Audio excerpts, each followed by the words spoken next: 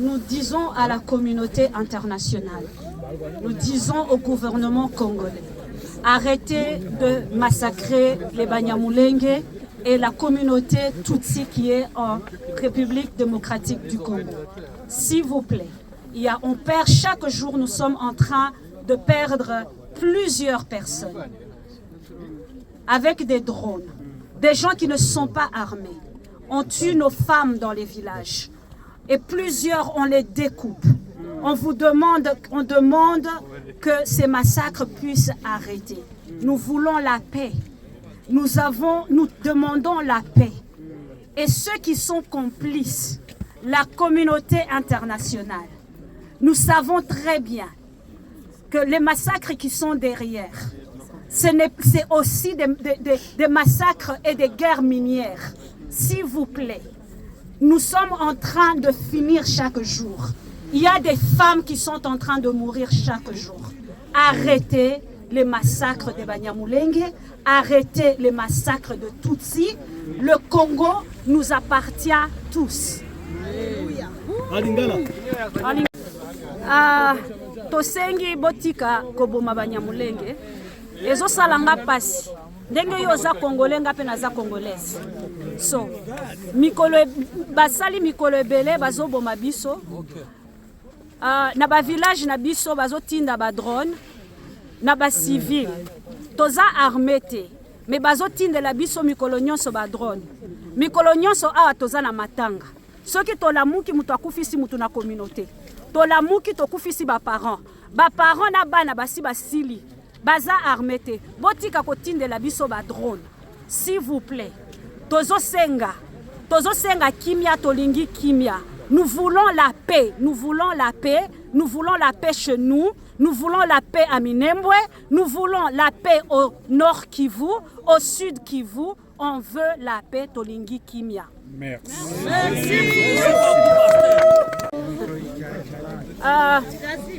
Ça nous fait très mal, comme Canadiens, que le Canada puisse recevoir aujourd'hui le ministre de Communication Mouyaya.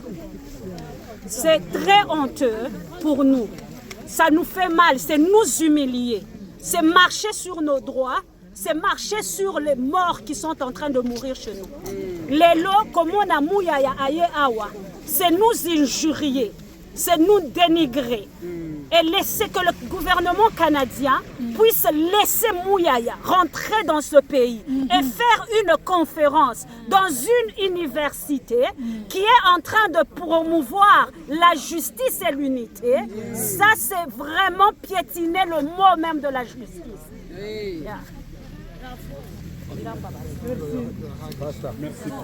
The community of Banyamulenge and also the Tutsis from the region to denounce the coming of Patrick Mouyaya, who is the government official spokesperson of the government of Kinshasa, who has been lying for the last few years. The government has been committing crime against humanity. They have been bombing villages. They have been killing children and women. And Mouyaya is here lying that he's promoting peace. There is no peace that he's promoting. He only has propaganda. He's lying to the Canadian government. We are very, very sad to see our government welcoming somebody like Mouyaya, who is a liar representing a government that is killing its own people. The government of Congo has been killing the Tutsis, Congolese Tutsis, in north and southern Kivu. They have been bombarding. Even today, they have been bombarding villages, killing innocent civilians. That government does not deserve the Canadian audience. We denounce the coming of Mouyaya. We denounce the government of Kinshasa for what they have been doing. They have been committing crime against humanity. We are here to ask for peace and justice for the Banyamulenge community and for the Tutsis in the region. Thank you.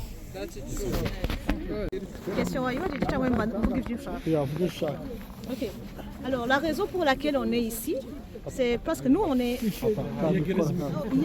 Ça marche pas. C'est pour la pause peut-être. Ok. Alors, on est ici en tant que burundo-canadien, mais on est originaire du Burundi. Alors vous savez, dans la sous-région, on a des graves problèmes. Les Tutsis, c'est comme s'ils n'avaient plus le droit de vivre. C'est comme si on doit nous tuer. Si on va au Rwanda, on nous tue, on va au Congo, on nous tue, on va au Burundi, on nous tue. Où est-ce qu'on va aller? Est-ce qu'on n'a pas le droit d'avoir quelque part où vivre? Les femmes sont violées, les hommes sont tués, tout le monde est réfugié, tout le monde est chassé de chez lui. Pour quelle raison? Est-ce qu'on n'a pas le droit de vivre?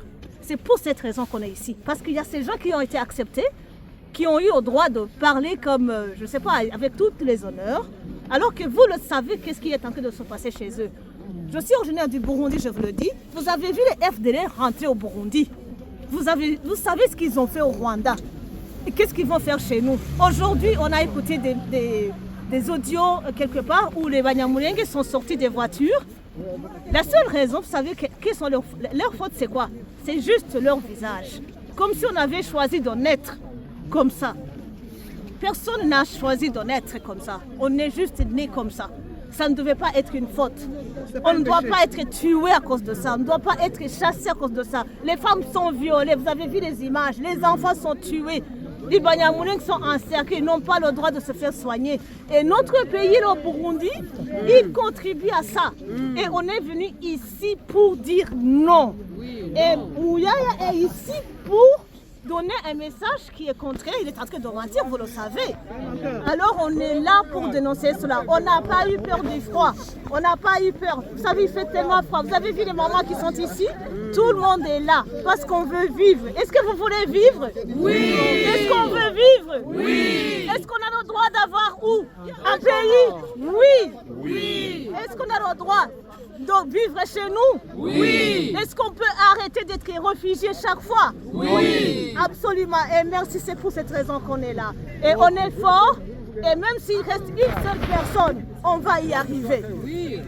Merci. Muri Kongo turi amahoro. Abakongomani dufite ubumwe. Ikibazo ni u Rwanda.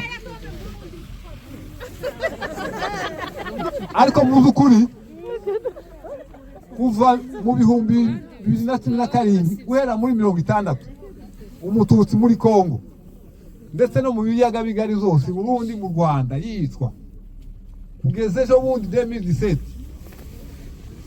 mu bihumbi 2017 murabizi mwese abanyamurenge cyangwa abatutsi barishwe dufite imibare igera ku ibihumbi birenga 2 abantu bapfuye.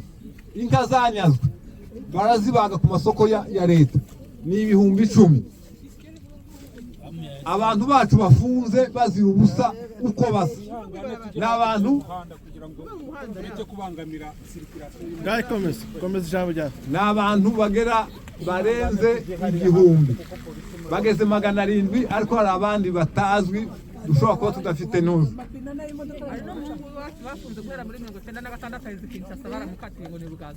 Rero baje kubesha amahanga hano ko Kongo nta kibazo. Kugeza uyu munsi drone zirimo zirabomba mu baturage bamaze gusenya imihana, donc imihana mu Minembwe bakaza bakarasa drone aho baherutse kwica umukecuru w'imyaka 101 harimo n'umwana mutoya. Murabizi mwese hari abantu bacu bishwe bakaribwa inyama bakazirya mu maso ya leta.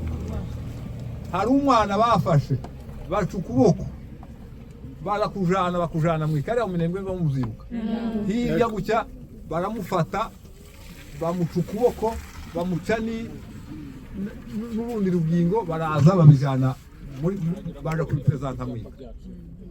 Kugeza ubu umunyamurenge muri Kongo bamufata ngo nk'umunyorogoto cyangwa umututsi. Tuvuze umututsi umunyamurenge n'umututsi n'umututsi wo muri Nord. Ndetse FDLR zavuye mu Rwanda zambuka muri Kongo, ubu nizo leta nibo yashize muri leta nibo bafatikanyije kuturimbura. Rero mwakoze kuza kubamagana. Iki ni igihugu gifite amategeko, birashoboka ko hoba hari umwe zenda batwumvise cyangwa babiri timumve ko mwakoze ikintu coroshe, mwakoze ikintu kinini hari n'izandiko twatanze twazibahaye. Ibi mwakoze zashimangiye inyandiko twatanze mu buyobozi bwa hano. Rero nk'ubuyobozi turi kumwe hano bagenzi bacu communauté zavuye kuva i Burundi, turi kumwe hano, turiho communauté zavuye mu Rwanda, turi kumwe na communauté zavuye muri Congo, muri Sud na Nord. Rero mwese mwakoze. Iyi ni kandi ntimutekereze ko birangiye. Mwihamashi cyane rwose. Mwihamashi. Turacyakora n'ibindi. Iyi conference bakoze hano tuzayihakorera natwe tubeshuza ibi baje kubesha hano. Propaganda yabazanye ni ikinyoma cyabazanye cyo kumva turabiyamye hano muri Ottawa. Yego. Muri Ottawa nta kagaraga haba. Yego. Hano turabama twiyamye abantu niyo babakiriye bose turabiyamye. Watuyana ko ndiyama abantu bava kure. Hari abantu bari gukora mobilisation mu bana batoya. Umuntu ufite umwana hano musuzuma abana bandi. Perezida bamaze gutanga itangazo hariya muri sare ko ejo bazaba bari kuri ambasade ya hano ya Congo. Ejo niryo tangazo batanze muri sare ubunye ko ejo bazaba bari kuri ambasade ya Congo hano muri Ottawa. Rero murakoze. Niba hari ufite ijambo twari muha hari batanze itangazo reka Pastor naze Reka tubashimire. Pastor Acha nikuulize chairman kama hujaenda acha tukuulize. Mweze mikono wao msize mikono. Hano turi kuri televiziyo. Guys mugende gake mceceke.